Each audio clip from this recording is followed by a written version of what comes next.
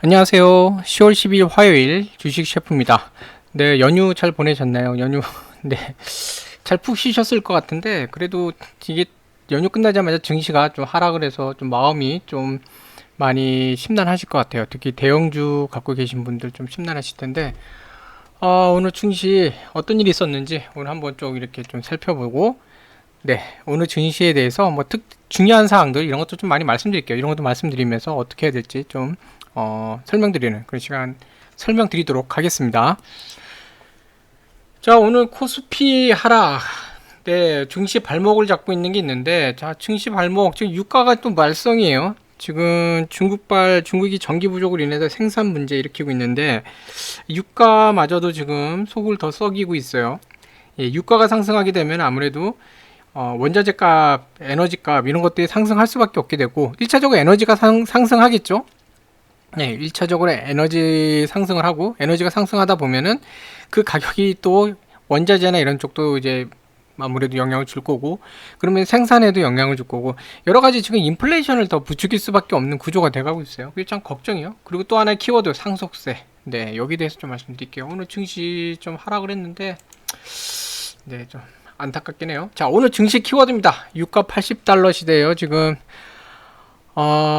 서부 텍사스유 네, 가격이 지금 80달러 넘어선 상태로 이제 끝났는데 80점 배럴당 80.52달러네요. 네. 좀 걱정이요. 유가가 너무 달리면 이게 좋진 않은데. 네. 네. 표현이 싹 이렇게 하면 하나로 될까요? 겨울. 네. 거울 아닙니다. 겨울입니다. 겨울이 오고 있습니다. Winter is coming. 네, 미국의 뭐 드라마 보신 분들 혹시 아실지 모르겠지만 Winter is coming. 겨울이 오고 있어요. 에너지난이 있는데 겨울마저 난방이 들어가야 되는데 난방 닭도 기름이죠. 자, 상속세 마련을 위해 주식까지 오늘 답답한 일이 많았어요. 이거 관련해서. 예, 그래서 한번 볼게요. 자, 일단 오늘 코스피 외국인 매도 폭탄에 무너졌다고 이제 또 합니다. 뭐 저 정도 또 타이틀은 돼야 매도 폭탄 정도는 나와야 사람들이 기사를 보니까 일단 뭐 아주 신나게 매도 폭탄 썼어요. 자, 오늘 삼성전자 6만전자로 쇼크 났어요. 10만전자인 게 이제 기억도 안 나요. 10만전자, 9만전자 됐다가 이제 뭐 8만전자 해서 이제 8만전자냐, 7만전자냐 이러다 6만전자까지 지금 내려왔어요. 6만 9천 원에 끝났죠? 네. 그래갖고 좀 안타깝긴 한데, 외국인 이날 오늘 하루만 8천억 넘게 순매도하면서 증시에서 발을 빼는 모습이다. 뭐 샀다 뺐다는데 맨날 발을 뺀다고 이렇게 하는데 뭐 이게 대기금으로 들어간 건지 증시에서 아예 발을 뺀 건지 알 수 없어요. 네, 여러분도 팔고 나서 그 예수금이 있지 완전 빼지는 않을 수 있잖아요. 그러니까 뭐 이분은 이제 기사를 읽게 만들기 위해서 뭐 한 것 같은데 아무튼 여러 악재가 지금 많아요. 지금 한국 증시 너무 답답해요. 지금 좋은 일보다 좀 악재가 많아서 그게 좀 걱정이긴 합니다. 이럴 때일수록 지난번에 말씀드렸지만 현금 유지는 정말 잘 하셔야 돼요. 지금은 공격적으로 돈 벌겠다가 아니라요. 방어적으로 내 돈 지키겠다. 이게 정말 중요한 겁니다. 국제유가 7년 만에 지금 80달러 돌파했어요. 이게 정말 문제인데 이 오펙 플러스요. 오펙은 이제 기존의 중동의 뭐 기존부터 있었던 그런 데들 중동 국가라고 보시면 되고요. 네. 그 다음에 오펙 플러스는 이제 러시아나 이렇게 신흥 산유국이죠. 뭐 이런 데들 포함된 건데 오펙 플러스에서 11월 산유량을 하루에 4만 배럴 정도 증산하는데 합의를 했는데도 불구하고 지금 계속 지금 유가 문제가 있어요. 네, 윈터 이즈 커밍 겨울이 다가오고 있다 보니까 이제는 난방까지도 공급해야 되는 상황이다 보니까 더더욱 지금 에너지 부족 현상 그리고 이게 결국 또다시 에너지 인플레이션으로 가는 우려가 지금 나오고 있습니다. 겨울이 오고 있죠. 네, 그래서 걱정이 좀 계속되고 있어요. 경제 활동이 회복되면서 원유 공급이 부족하다. 이제 공장도 돌리고 석유화학 제품들 만들고 또 비행기나 배나 이런 거 뭐 공짜로 다니나요? 다 기름 있어야 되잖아요. 차도 그렇고 다 기름 있고 기름이 들어가야 되는데 이런 연료 가격이 너무 높아지고 있어요. 제가 어디서 보니까 호주산 석탄 가격도 거의 3, 4배 정도 올랐더라고요. 중국이 그거 건드렸다 지금 망가졌잖아요. 근데 이 호주산 석탄 지금 딴 데서 수입하는데 뭐 가격도 거의 뭐 400 오를 정도로 지금 에너지가 아주 난리예요, 난리. 자, 이런 문제가 지금 있습니다. 그래서 이 우려가 겨울 내내 계속 될 것 같다라는 또 ING의 워런 페러슨 원자재 전략 헤드가 이런 얘기를 또 했습니다. 그래서 올 겨울 또 에너지 때문에 또 한번 걱정이 좀 되긴 해요. 네. 그래서 좀 네, 안타까운 상황이고, 자, 그 다음에 또 어떤 일이 있었냐? 오늘 삼성, 이게 문제인데, 상속세 때문에 지금 아주 조금 골치 아픈 상황이 좀 벌어지고 있어요. 지금 삼성 패밀리 그 종목들 오늘 전체적으로 다 하락을 했습니다. 특히 삼성전자, 삼성생명, 삼성물산, 삼성 SDS. 자, 고 이건희 회장 그 보유하고 있었던, 즉, 이제 상속에 관여된 이 물건들이 있는 이런 종목들일수록 오늘 좀 하락이 좀 더 많았죠. 그래서 삼성전자가 69,000원 가는 데는 사실 이 문제가 좀 있었습니다. 글로벌의 어떤 그런 중국의 전력난으로 인한 그 생산 문제, 생산 공급 문제, 생산 문제와 공급 문제가 있는 거죠. 그 에너지 관련된 문제, 뭐 여러 가지로 지금 글로벌하게 인플레이션 우려부터 뭐 지금 난리인데, 이 와중에 지금 삼성 같은 경우에는 뭔가 으쌰으쌰 해야 돼요. 네, TSMC하고도 뭐 경쟁해야 되고 마이크론하고도 해야 되고, 뒤늦게 파운드리를 하겠다고 한 이제 인텔하고도 좀 견제를 해야 되고, 여러 가지 좀 골치 아픈 게 많아요. 거기에다 미국은 거의 대위에 가까운 삼성 정보 내놓으라고 그러고 있죠. 뭐 여러 골치 아픈 상황인데, 이 상황에서 지금 우리나라의 그 상속 관련된 법 때문에 지금 상속 그 받은 가치가 19조인데 상속세를 12조를 내야 돼요. 세금은 12조, 남는 건 7조예요. 이게 뭐냐면 삼성 일가가, 이게 다 이 지분이라는 거는 오너 일가의 방어 지분이잖아요. 방어 지분에 12조가 날아가게 생긴 거예요. 그만큼 지배 구조는 흔들릴 수밖에 없고, 가뜩이나 외인 지분이 높은 우리 삼성전자나 이런 데들 같은 경우에는 글쎄요, 이게 참 걱정이 더 많이 돼요. 주식회사는요 50.1% 이상 이렇게 많이 갖고 있으면 결국 오너나 다름없는데, 외국계 지분이 이렇게 확확 넘어가면 가뜩이나 많거든요. 잘못되면 삼성전자 이거 한국 기업이 아니라 외국계 기업이 돼버릴 수도 있어요. 그래서 좀 걱정인데, 그래서 더더욱 지분 방어가 중요한 상황인데, 이걸 좀 어떻게 좀 방법을 찾아주면 좋은데, 그냥 납부를 해야 되는 상황이다 보니까 지금 이제 의외로 이 오너 일가들이 돈을 현금을 아주 많이 갖고 있는 건 아니에요. 그러다 보니까 이제 방법이 없으니까 주식을 파는 겁니다. 이 주식을 내다 팔다 보니 또 이런 문제가 벌어지고 있어요. 제가 알기로는 이세현 삼성복지재단 이사장 같은 경우 삼성전자 주식은 원래 없었다고 들었어요. 근데 이번에 상속을 받으면서 0. 몇 %인가 이제 주식이 생겼는데, 세금을 내야 되다 보니까 또 그것도 공탁을 맡기고 막 이런 상황이 벌어지고 있고, 지금 홍나이 그 뭐라고 해야 되죠? 관장이라고 해야 되나요? 거기 같은 경우도 지금 어젠가요? 1조 8천억 규모의 그런 그 삼성전자 주식 매도에 대해서 KB국민은행과 처분 신탁 계약을 했죠. 네. 이게 요 주식이 평가액이 한 1조 종가가 이제 내려가서 좀 내려갔네요. 네. 전에 더 됐던 걸로 알고 있는데, 어쨌든 1조 3,741억. 그 이서연 이사장이 한 것도 한 2조 가까이 되는 것 같아요. 네. 그래서 이 물량들이 나오는 게 삼성 입장에서는 여러 가지 좀 좋지 않은 모습으로 작용하고 있습니다. 그래서 이게 좀 안타까워요. 그래서 이 문제가 좀 해결되기 전까지는 삼성 관련된 그 패밀리 종목들은 좀 어려울 수도 있지 않을까. 근데 제가 보기엔 삼성전자 내년에는 좀 상반기 때 좋아질 것 같아요. 지금 올해 뭐 메모리 부분에 대한 문제도 그렇고, 메모리 시장에 대한 것도 그렇고, 여러 가지 지금 삼성이 좀 악재가 많은데, 삼성전자 내년에는 뭐 상반기부터 해서 조금씩 나아질 것 같아요. 근데 올해는 조금 연말까지는 좀 어려움이 좀 있을 것 같다는 생각이 좀 듭니다. 그래서 삼성전자는 좀 보수적으로 접근하시는 게 좋지 않을까 하는 생각이 좀 듭니다. 참고로 유가증권 처분 신탁이라는 건 뭐냐면요, 국민은행에다가 KB국민은행이 일부 수수료를 지급을 하고, 이 물량에 대해서 대신 좀 매도를, 그러니까 팔아줘 하고 하는 겁니다. 파는 방법은 여러 가지 있을 수 있어요.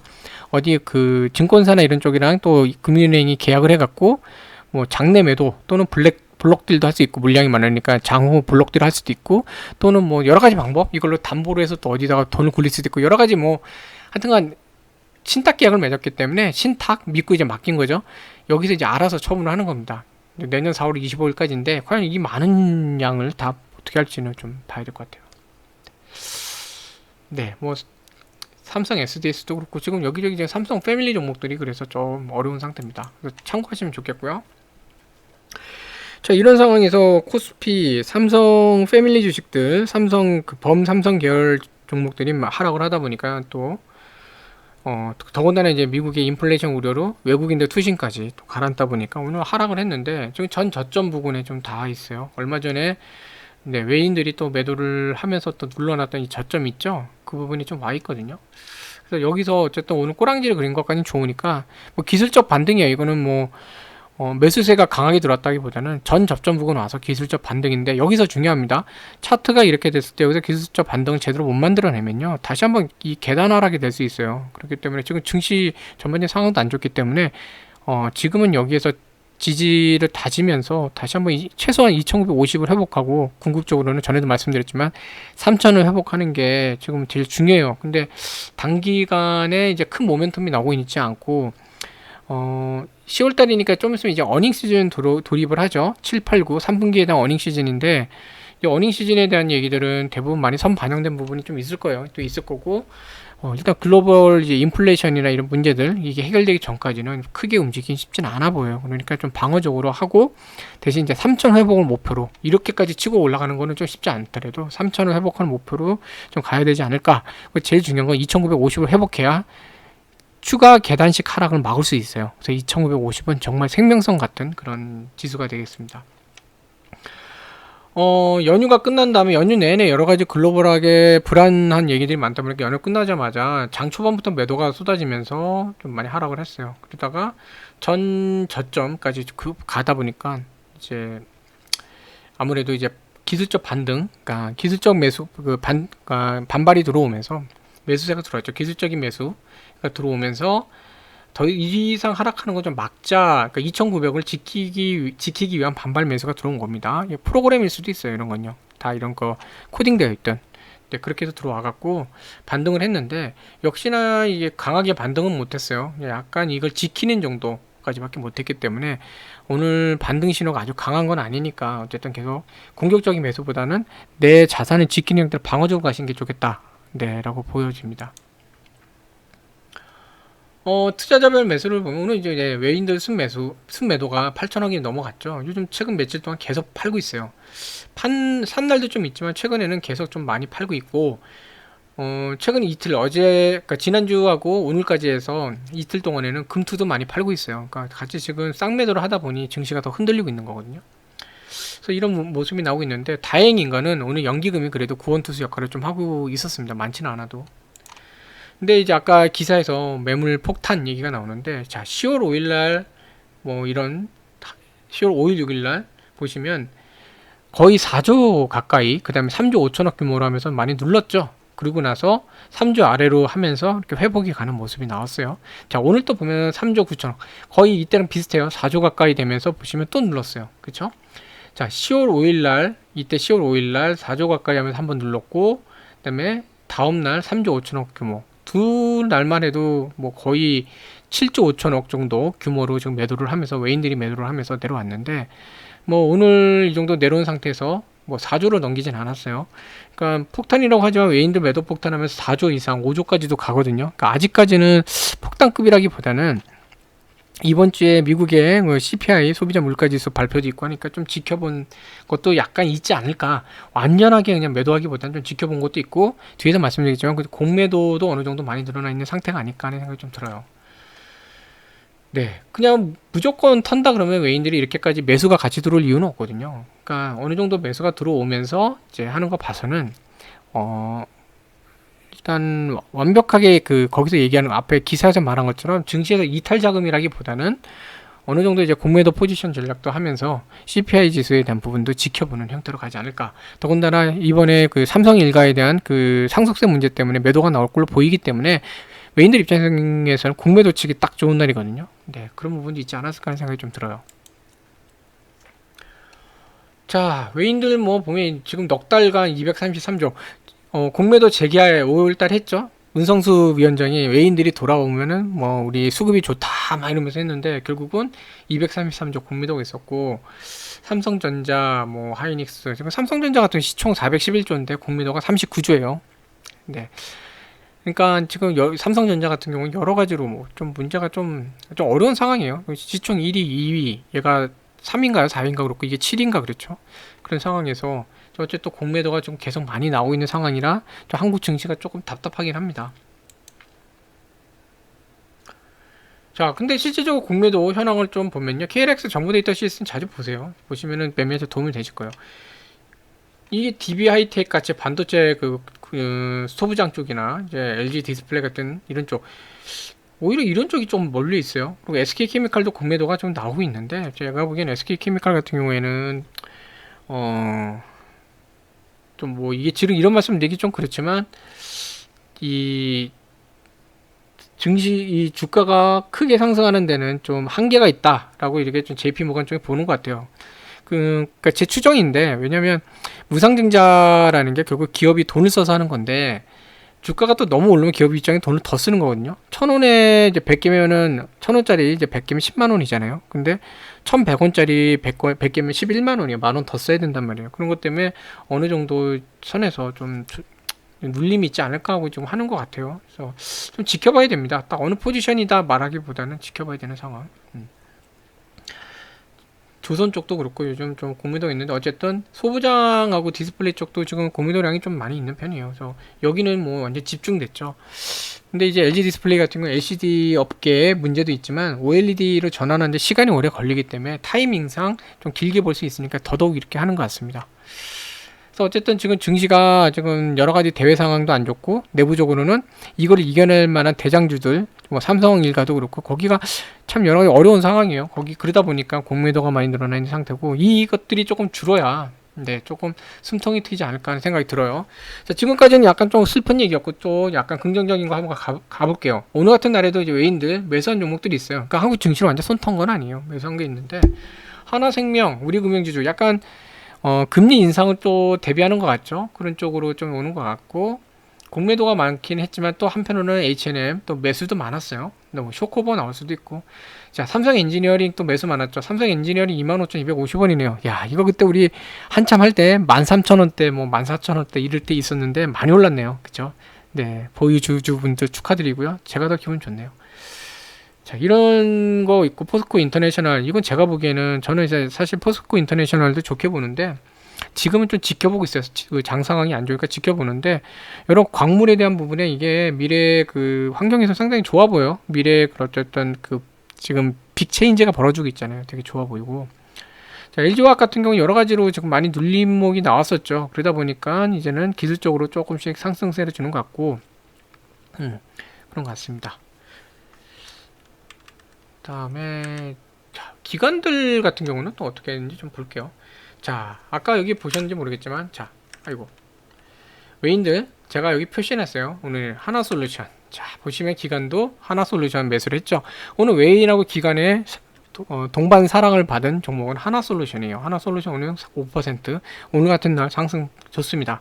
하나솔루션도 많이 다뤘던 종목이죠. 네, 저도 되게 좋아했고, 네, 좋은 수익 냈고, 이제 지금은 어쨌든 장 때문에 비중 조절, 현금 확보하면서 얘도 다 매도한 상태긴 한데 되게 좋은 수익 좋은 종목이고 좀 괜찮은 것 같아요. 하나솔루션은 이제 태양광 쪽 그 사업부를 보면서 석유화학 쪽 말고 태양광 사업부의 실적을 보면서 장기적으로 봐야 됩니다. 자, 이렇게 해서 뭐 대한전선도 그렇고, 아무래도 이제 전기 쪽 관련된 건데, 글쎄 대한전선도 조금 맥을 못 쓰고 있어요 최근에. 네. 자, 보시면 H&M도 기관도 샀네요. 그쵸? 네. 그래서 이런 부분들, 네. 자, 석유화학 쪽 아무래도 매수 들어오겠죠. 지금 유가가 올라가니까 단기간으로는 석유화학 쪽 괜찮아 보여. 근데 이게 유가 상승이 너무 길어지면은 이쪽이 이제 오일 정제 마진도 이제 더 이상 좀 어려워지기 때문에 그때부터는 오히려 좀 안 좋을 수 있어요. 얘는 좀 짧은 호흡으로 하신다면 짧은 호흡으로 보시는 게 좋지 않을까 하는 생각이 들어요. 유가 상황 지켜봐야죠. 네. 자, 그래서 오늘 업종 지수입니다. 섬유의복이나 화학, 철강금속 오늘 잘 갔죠. 유일하게 업종 전체 평균으로 봤을 때는, 업종 상황 볼 때는 오늘 업종 상태로만 보면은 유일하게 3개의 업종만 상승을 했어요. 네, 하락은 되게 많고 그랬는데, 이제 섬유의복 쪽, 그 다음에 화학 쪽, 철강금속. 화학 쪽은 아무래도 이제 그 유가가 올라가면서 정제 마진 또 그렇고, 왠지 유가 상승에 대해서 유가라는 게 연결돼 갖고 이제 덕을 본 것 같아요. 덕을 본 것 같고, 그러면서 이제 애경유화, S오일, 하나솔루션, 그다음에 LG화학, 케미칼 같이 이런 대한유화, 이제 석유화학 쪽이나 이런 좀 올랐는데, 어쨌든 제가 말씀드렸지만 이쪽은 이제 어쨌든 장기로 유가 상승이 장기로 가면 좀 힘들 수 있어요. 그러니까 유가 상승의 추이는 이쪽으로 하신다. 그럼 꼭 지켜보시면서 하셔야 되고, 비철 이런 쪽 금속에서는 남성 알루미늄, 고려 아연, 아연 쪽도 그렇고 구리, 아연 괜찮게 움직이죠. 철강 쪽. 네. 성유의복에 이제 애경유화 이런 것도 들어가고. 자, 여기 좀 오늘 좋은 모습 보였고, 아까 하나솔루션은 외인과 기관의 동반 사랑을 받았죠. 자, 오늘 안타까운 종목들, 전기전자 서비스 유통업 이쪽은 참 오늘 안타까웠어요. 자, 근데 여기 다 뭐 삼성이 들어갑니다. 삼성전자, 삼성물산, 전기, SDS 이렇게 상속에 관련된 부분들까지 겹쳐서 좀 안 좋았고, 네이버나 카카오 요즘 좀 조정이 많죠. 그동안 이제 주가 상승 견인한 플랫폼, IT 플랫폼 기업들이 미국도 나스닥에서 좀 조정이 있다 보니까 네이버, 카카오도 조정이 나오는 것 같아요. 자, 신세계 인터내셔널, 저는 이거 뭔데 왜 오늘 사실 보면은 국내 매출은 좀 그래도 해외 매출 좀 괜찮게 나왔거든요. 그래서 전반적으로 실적이 괜찮게 나오고 있는데도 오늘 많이 하락했어요. 근데 이 이유가 이 삼성 때문에, 삼성이 지금 뭐냐면 상속 문제잖아요. 상속 관련된 세금 문제가 불거지니까 신세계 인터내셔널 정유경 거기도 이제 어쨌든 정유경 부사장인가요? 제가 잠깐 까먹었네요. 어쨌든 네, 상속 문제가 이제 좀 괜히 불거졌던 거 아닌가 하는 생각도 좀 들어요. 그래서 왜 그런지 뭐 명확한 거는 좀 지켜봐야 되는데, 오늘 어쨌든 덩달아 빠졌어요. 과거에 삼성 일가였던 데다 어쨌든 여기도 상속 관련된 거를 좀 봐야 되니까 그런 건지 좀, 네, 안타깝게 얘도 조금 많이 빠졌죠. 유통에서는 좀 신세계 인터내셔널이 오늘 하락폭이 좀 많았습니다. 그래서 상승은 좋았던 종목들, 이제 하락 안타까운 종목들 이렇게 봤고요. 자, 금주 죄송합니다. 금주 주요 그 이벤트들 보면서 마무리 짓게요. 자, 달력에서 한번 표시하시면 좋을 것 같아요. 미국 시간으로 13일 날 미국 그 소비자 물가 지수가 발표되는데, CPI. 이게 중요한 게 뭐냐면, 소비자 물가 지수라는 건 이제 미국 소비자들이 물가에 대해서 어떻게 사용하고 있는지, 소비를, 기초 물가나 이런 것들, 기초 물품이나 이런 거를 어떻게 소비하고 있는지에 대한 그 가격에 대한 부분인데, 소비자 물가가 많이 올라간다는 거는 결국은 이게 뭐냐면 실질적인 그 가계소득이 줄어드는 거랑 똑같아요. 네. 뭐냐면, 제가 만약에 예를 들어 어떤 사람이 수익이 10,000원인데 1,000원짜리 커피를 사 먹고 있었어요. 그러면 뭐 1,000원이잖아요. 10,000원 대비 1,000원, 10%죠. 근데 10,000원으로 수입은 똑같은데 커피가 예를 들어 2,000원이 됐어요. 2배로 떴어요. 그러면은 10,000원 대비 20%, 그쵸? 증가했잖아요. 그러니까 반대로 이게 뭐냐면, 내가 남는 돈이, 커피 사고 남은 돈이 전에는 9,000원인데 지금 8,000원밖에 안 남았죠. 그러니까 상대적으로 내 수입이 줄어든 듯한 느낌이 드는 거예요. 물가 때문에. 내가 사야 되는 필수 소비자 물품들 사야 되잖아요. 쌀도 사야 되고 물도 사야 되고 여러 가지 사야 되고 막 해야 되는데, 사고 남은 돈이 줄어드는 형태가 되니까 소비가 주는 듯한 느낌이 올 수 있거든요. 근데 이 CPI가 그러니까 5월 달인가요? 그때 이후로 거의 한 4개월 동안 연속 5%대를 계속 상승하고 있는데, 이게 옛날에 2008년도 금융위기 이후에는 이런 적이 거의 없었어요. 거의 그때 이후 처음이에요. 그러니까 이 지수, 이게 올라가는 것도 지금 되게 좀 우려가 많이 되는 상황이거든요. 그래서 이번 CPI 발표될 텐데, 이게 어느 정도 이 곡선 그래프가 완만해져야 돼요. 완만해지거나 내려와줘야 되는데, 이게 지금 미국에서는 제일 그 투심의 영향을, 투자자들 심리의 영향을 가장 많이 줄 수 있는 요소입니다. 그래서 잘 지켜보실 필요가 있어요. 이 자료는 요거는 네이버에 그냥 검색하시면 나와요. 네. 그다음에 14일날 목요일날 이제 한국 옵션 만기 있습니다. 네, 옵션 만기 있는데, 옵션 만기 뭐 좋다 나쁘다 이게 아니라 변동성이 커지니까 잘 알아주시면 좋고, 13일부터 또 미국의 그 IB 인베스트먼트 뱅크죠. 그 투자은행이나 이제 은행들 실적 발표가 있는데, JP모건, 골드만삭스, 보아죠. 뱅크 오브 아메리카, 웰스파고, 시리그룹 이런 데들 나오는데, 얘네들이 실적이 어떻게 되느냐, 결국 얘네들이 주식도 그렇고 다양한 투자를 하기 때문에 이쪽이 투자 실적이 좋다 그러면 아직까지는 이제 투자 세계 쪽이 괜찮은 거고, 여기가 뭔가 생각보다 잘 안 나오고 있다 이러면은 이제 투자 쪽이 조금 위축되고 있다 이렇게 볼 수 있기 때문에, 그게 결국 증시도 그렇고 여러 군데 좀 영향 줄 수 있거든요. 실적 발표도 좀 잘 볼 필요는 있어요. 네. 자, 이렇게 해서 좀 말씀드렸고요. 좀 안타까운 상황이 좀 있고 증시 상황이 답답한데, 결국은 비가 오면 또 태양이 나오고 햇볕이 나오고 개니까 비 올 때 그냥 밖에서 비 온다 하고 난 괜찮아 하고 뛰어다니다가 감기 걸리면 안 되잖아요. 그러니까 비 올 때는 비 피할 수 있는 곳을 피하고 다시 맑아지면 밖에 나가서 뛰노는 뛰는다는 표현이 이상한가? 밖에 나가서 이제 바람 쐬는 그런 상황이 중요한 것 같아요. 그래서 비가 올 때는 공격적인 것보다 가급적 현금 확보를 많이 하시고 보유하신 종목들이 좀 수익이 난다 그러면 지금은 수익금이 얼마다, 수익률이 얼마다 이렇게 보시지 마세요. 저도 지금 뭐 많이 좀 정리를 하고 있는데 그냥 현금 비중만 보시면서 현금을 어느 정도 확보를 하시는 게 좋지 않을까 생각이 듭니다. 꼭 증시가 하락한다 뭐 이런 뭐 부정적인 말씀 드리는 게 아니에요. 지금 변동성이 크고 어떻게 될지 모르는 그런 한마디로 안개가 낀 상태니까 이때는 그래도 조심스럽게 가자 이겁니다. 네, 올라가면은 보유하고 있는 남은 종목들 올라가니까 좋은 거고 내려가더라도 현금 확보를 하고 있으니까 보유 비중, 주식 보유 비중을 줄이고 현금 확보를 하니까 아무래도 네, 주식이 내려가도 손실은 적을 거고 현금이 있으니까 조정기에 저가로 좋은 주식을 매수할 수 있는 그 찬스를 쓸 수 있고요. 자, 이런 전략을 하시는 게 좋을 것 같아요. 자, 그래서 제가 오늘 최대한 좀 더 줄여보려 노력을 했는데 이런 점에서 설명을 드리다 보니까 좀 길어졌어요. 앞으로 좀 더 이제 계속 요약을 하면서 줄여나가는 연습은 계속 해 나갈게요. 자, 어쨌든 오늘 상황 쭉 말씀드렸고요. 매매하시는데 도움이 되시면 좋겠습니다.